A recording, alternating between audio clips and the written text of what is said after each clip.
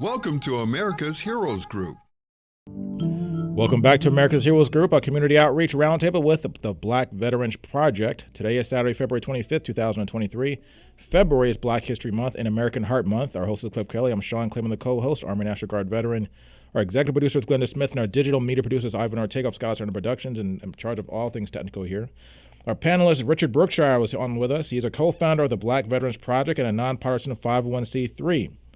A nonprofit elevating public education around the unique history of Black veterans in the United States. Gary Monk, he is a younger brother of the person at the center of this conversation, Vietnam veteran Conley Monk Jr. There was a lawsuit filed by the Veterans Legal Services Clinic at Yale Law School on behalf of Vietnam veteran Conley Monk Jr., and we're going to talk about that. So how are you guys doing today? I'm doing well. I'm happy to be on in conversation with Gary, who I adore, and just help him spread the word about his brother's efforts and his family's story. Gary, I'm really proud to have you here with us as well. Tell us about your brother. Recently, you had a stroke, from understand? Well, good evening, and thank you very much for having me. It's been a few years now that he had a stroke, but it was precipitated from all the different elements he was dealing with directly related to his time in service. So Conley Monk Jr., he enlisted in the Marines during Vietnam, which was in itself, as a veteran, and particularly at a time, if you remember that history, most people, well, not say most people, but 30% of the population were getting drafted to go to Vietnam. He actually signed up as a black man to go into the military, and he joined the Marines. Okay. Then all of a sudden he gets discharged, gets a dishonorable discharge.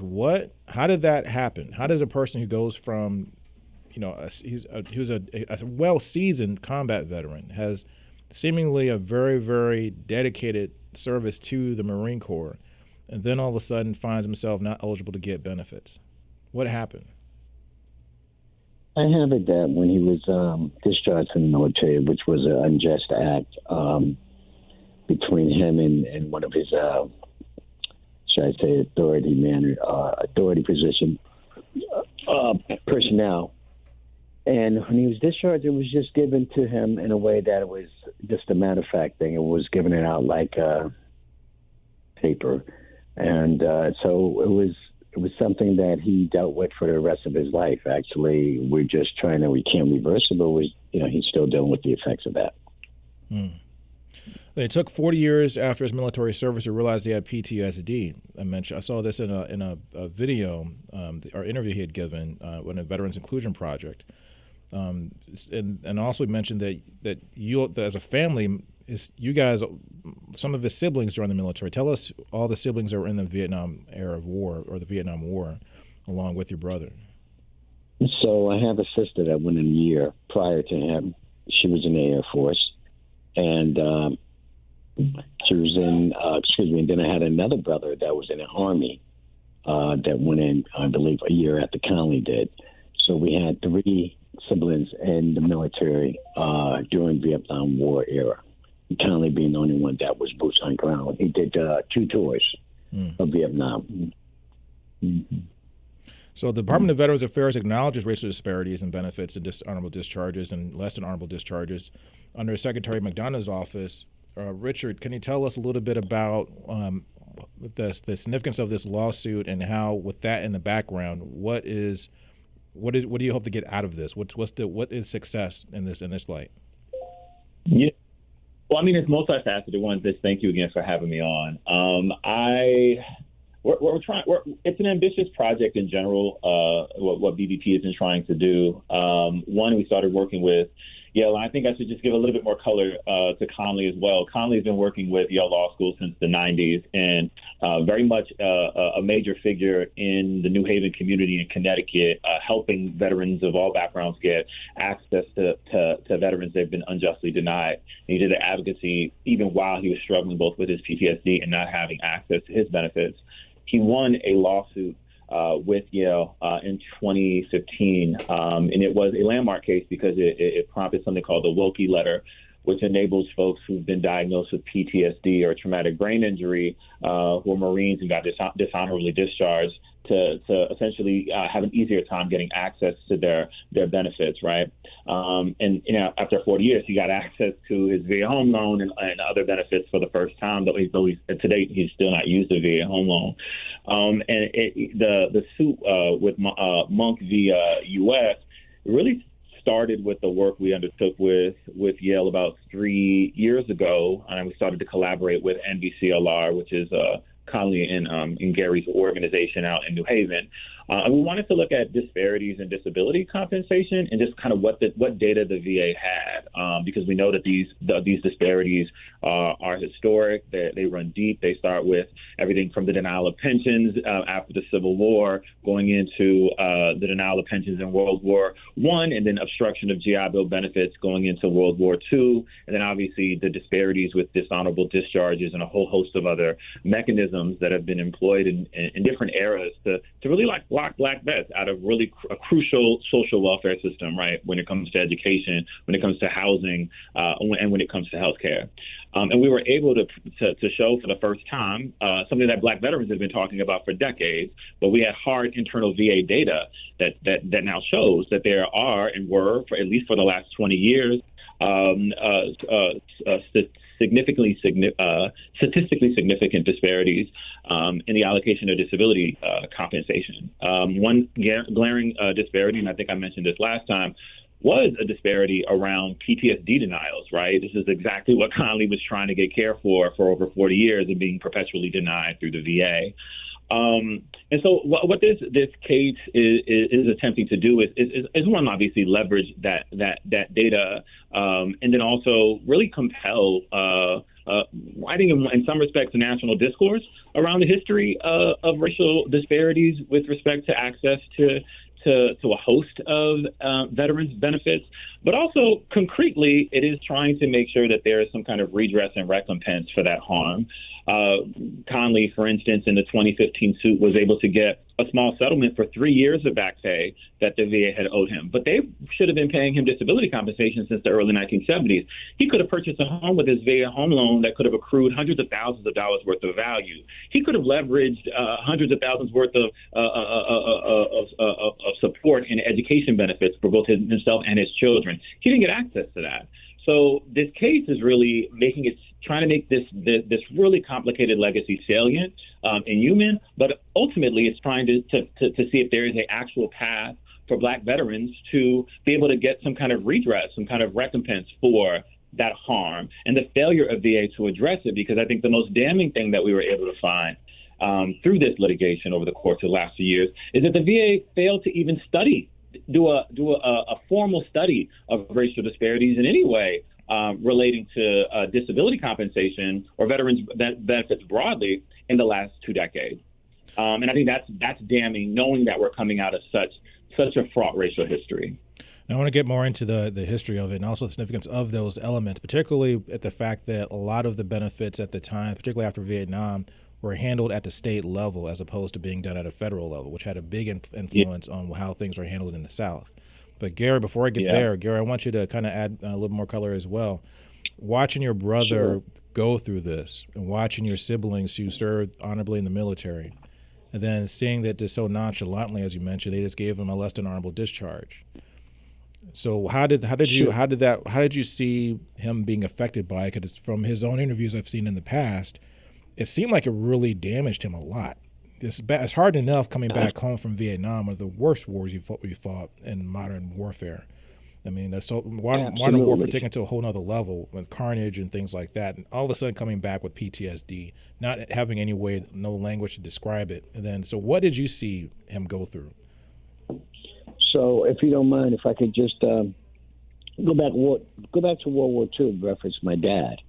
He was a World War II Normandy invasion Army veteran, and he came home with battle fatigue or whatever you wanted to call it back then, which was PTSD. And he came back to Jim Crow and south of in North Carolina, and he couldn't secure good employment, menial jobs, etc. Had 3 kids now at this point. So he decided to come back, or shall I say come up north. We had some relatives here. And he secured 2 jobs, worked 2 jobs, Yale New Haven Hospital and Siemens Rubber Company, for 16 hours a day, 25 years. And I really felt that he was dealing with his PTSD in this way. And back to Conley, or before I go to Conley, let's just say he experienced the same thing that Conley experienced. There was no dissemination of information for the veteran benefits. The European counterpart did receive all these benefits, home loans, educational benefits, the resources that the VA provided for veterans at that time. But indigenous, or shall I say melanated veterans did not receive this. And so my father did this long working hours. He really just supported himself to get whatever he had to get. Now, fast forward to Conley. When Conley came home with this bad discharge, he was ashamed. He couldn't even look my father in the face. My father couldn't understand. My father got an honorable discharge. He did not. And it's like, how did you possibly get bad papers? So when we found out that Conley had started self-medicating, because during the time he was in Nam, seeing people's heads getting blown off, seeing his partner beside him, he just got finished talking to him, no longer there. He's driving trucks, come back with his trucks all full of bullets, and he wondered how he lived. He did have someone that was, driving with him in a truck that was killed. But he went through so much that when he got back to home, I seen when the emergency vehicles drove down the street and the sirens blaring, my brother actually jumped under maybe a clearance of 6 inches under the couch because he thought he was a Nam. So here we go to treating his illness. We didn't know what it was. My father and mother probably thought he was mental, that he couldn't deal with the war. So my brother was self-medicating in every way he could for 40 years, basically. But meanwhile, inside of him taking care of himself, he was taking care of other veterans. He sought out organizations that could support him with upgrading his discharge, because my brother couldn't even get his job back at the VA when he first came back. And so he went to other sources. He ended up going to the very place that gave him medication. He went to the methadone program, became a senior counselor. He saw other veterans. He took care of them in a way that he knew that they needed certain things that the organization wasn't familiar with. From there, he continued to fight for veterans' rights, to fight to get discharge upgraded. We finally connected with Yale Law School. That's when things started to turn for us, for him. And I say us because I was right beside my brother. I co-founded the organization with my brother in the early 80s. And inside of my brother's love for Vietnam veterans, he came up with a brainchild of creating a monument here in New Haven, Connecticut. At the Long Wharf, we have a granite monument. It's a V symbol, 10 feet in ground and 10 feet above ground, black granite. He did that to honor the veterans that lost their lives. So you had the KIAs up there as well as the MIAs. We're looking at going back now to put the current the veterans that are still living from the Vietnam War. But my brother, internal struggle tore his family up, couldn't keep a job. He was getting all kind of, shall I say, backlash from him having a bad discharge. At the time he came out, of course, there wasn't a word called PTSD. So when it finally was done, thanks to former Secretary of Defense Chuck Hagel, that kept his word to Senator Blumenthal that he would create some legislation that would support veterans in getting their discharge upgraded. As a result of that, hundreds of thousands of veterans are getting their discharge upgraded. And there's separate branches of the military that created different lawsuits to sue individually the Army, and Air Force. People are popping up showing that they have direct results of service-related injuries. Wow. I'll give it back. Yes, and I think that gives you a lot of insight to the character of your brother, because having gone through all that, he picked himself up, yet still was able to still fight and not only be an inspiration to a movement, and help veterans in similar situations and worse situations get back on their feet and get what they deserved. So he's not just fighting for himself; he's fighting for a whole generation of people. I thought it was interesting looking back in 1967. African Americans made up about 11% of the U.S. population, but 23% of the troops in Vietnam, more than twice the representation in Vietnam among the black community. Mm. That was from the National Advisory Commission on Selective Service. That was also talked about in the New York Times and also other organizations. But going back to that reality that you touched on as well, the fact that the states were able to administer GI benefits, education benefits, and some of these benefits. Mm-hmm. So, Richard, can you tell us a little bit about the significance of that as opposed to a federal level administration of benefits? Yeah, so as a compromise to the southern states when the GI Bill was initially codified, and it was a huge social welfare program, something like it had never existed before, that gave kind of open access to college education for the first time, let alone kind of access to be able to purchase homes en masse. And so that the bill was significant in that way. But Southern racists at the time, but also, I don't want to make it appear that only the South participated in obstruction of VA home loans. You had Northern states that were rife with redlining that really leveraged that policy to block wide swaths of black vets from being able to access this crucial benefit at the time. And the ability to also purchase homes at the time is a wide driver of the economic inequality that we see today, because so much of that wealth was built on folks who purchased the home, many of whom purchased it with the GI Bill.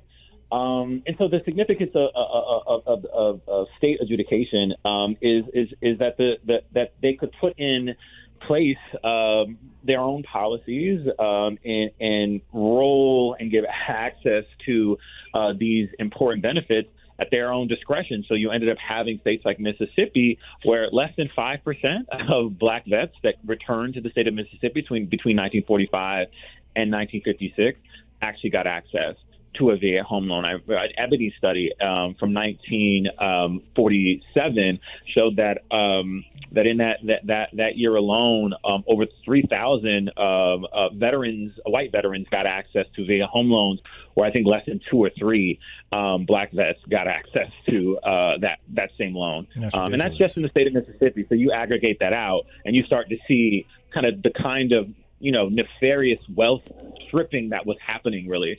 And our communities never really recovered from that. And we've never had a conversation about it as a country, like not a real one. And so, hopefully some of this work helps to inspire that. And there's a bill now, and I think I've discussed it coming on to your show before, the GI Bill Restoration Act, that looks to give direct descendants of World War II veterans access to zero VA-backed home loans. And then a new bill called the Housing Loan Forever Act that really takes that a step further and would extend VA home loans to descendants of any veteran between World War II and Vietnam who did not use their VA home loan. They'd be able to pass it down to multiple descendants so long as they're first-time home buyers. But that is, they just had the first hearing about that bill, and it was draft legislation in the last session of last Congress. And we're hoping to actually get it introduced. But it's a political battle, trying to get the government to really take accountability and actually do something to repair the harm done. So that's why shows like yours are so important. Now I want to go a little bit deeper, because you were in the military also. Yeah. When you got out of the military, you had you had some struggles with things like that. When I got out of the military, I didn't know what my benefits were, really. I didn't know how to access my benefits. I didn't know anything about anything. But I knew when I signed up, I was signing up mainly because of those benefits. I was looking at the GI Bill. I was looking at ways to get money to buy a first home, things like that, education benefits. So when you got out of the military, Richard, how easy was it for you to find your benefits? Did you have a clear understanding of what your benefits were and what you were eligible for? No. I think one thing that I knew from the outset was I could get money to pay for school. So the majority of my time engaging with my benefits have been around getting education benefits. And then, that's not as difficult to navigate because you can go to a school and say, hey, I'm a vet. I have a GI Bill access, and they usually have coordinators that'll help you use it, and they'll kind of carry the administrative legwork. But for other benefits like the VA home loan, it's a lot more on the veteran themselves. And then also when it comes to navigating all level of other benefits through the VA, that's been a more fraught process. I mean, I'm a vet now that's diagnosed with PTSD, and I'm getting disability compensation for it now, but it took multiple years to navigate the process and the bureaucracies of the VA to even understand where and how to file my claim, and also not be triggered in the process of doing all of it too, because that's another thing. It's like we have to constantly kind of not only fight for just the basic access to the healthcare that the VA is getting so much money to carry out, but also have to kind of continuously relive our trauma because, the way in which they adjudicate specifically mental health care at the VA it needs improvement at the very least. Those have been my own personal experiences. And I can imagine how much harder it would be, particularly at a time. And I'm going to ask you this question within a question, I guess, but I'm hoping things get better. It's not really a question, but I'm hoping things get better. So I'm asking you, has it gotten better since the Vietnam era, from what you've seen and what the research you've done? I'm sure things have gotten better. And I don't think that there's not an indictment of whether or not things haven't gotten better. I will say wide disparities are still persisting, though, right? And if we are not publicly having a conversation about that, and there's not transparency about how the extent of what those disparities are, and the consequence of us not actually contending with those hard numbers is a lot of veterans, like tens of thousands of veterans, Black veterans, who aren't getting equal access for a myriad of different reasons. Like that is the conversation that I think I'm most interested in engaging with. But I think also it's like, I've been posed this question a lot with folks that I often have interviews with about what the end point is, and how to foster greater equity and inclusion at the VA broadly. And I'm like, there are a lot of really smart people who are instituting policies now and trying to move the needle, and that work is deeply important. The conversation that I bring to the table is we cannot foster greater equity and inclusion without also the first step, repairing in some way the ways in which harms have been done. There are generations of Black vets, many of whom are still alive, and their families still feel the effects of inequitable access, and we have to do something to address that as a true starting point for inclusion and equity. You can't just say, okay, well, let's just try to get all the numbers aligned now, and then completely discount how they were misaligned for decades in a way that disproportionately harmed Black people and Black veterans. So that's always where I go with the conversation. So Gary, how's your brother doing today? My brother's doing much better. He's up in age now, so my brother's 74 years old, so he's dealing with a lot of different elements, and it's difficult when you're older. He's always been active and intentionally to stay in shape, intentionally worked out, and positive attitude. This guy he's before his time. He was dreaming about greater things for veterans, for veterans of color. Back when he got out of the military, he saw that there was some promotions happening for us. He saw that we was on the front line. He saw the discharges unproportionately, given. I have it that his thing was it was a big betrayal that services were rendered, and then we didn't get our compensation for it, and it continues. And so I see it inside of my brother's heart that he will continue to fight until his last breath. I don't know if you're aware that he did another lawsuit where he was suing the government. It took too long for the benefits to be processed. And his only plaintiff on that, we won, but you can only sue in a class action. Couldn't sue the government before. This is this guy here. This is Conley Monk Jr., the son of my father, Conley Monk Sr., who's a World War II veteran. And we are a patriotic family. Our whole family holds him up, stands in his base to make sure that he continues. And we're Siamese twins at this point. I can't look any other way but justice for all. We're not going to stay still on it. Absolutely, absolutely. Bravo. Richard Brookshire, the co-founder of the Black Veterans Project, and Gary Monk, the younger brother of the person of the center of this conversation, veteran Conley Monk Jr. Thanks for your time, gentlemen.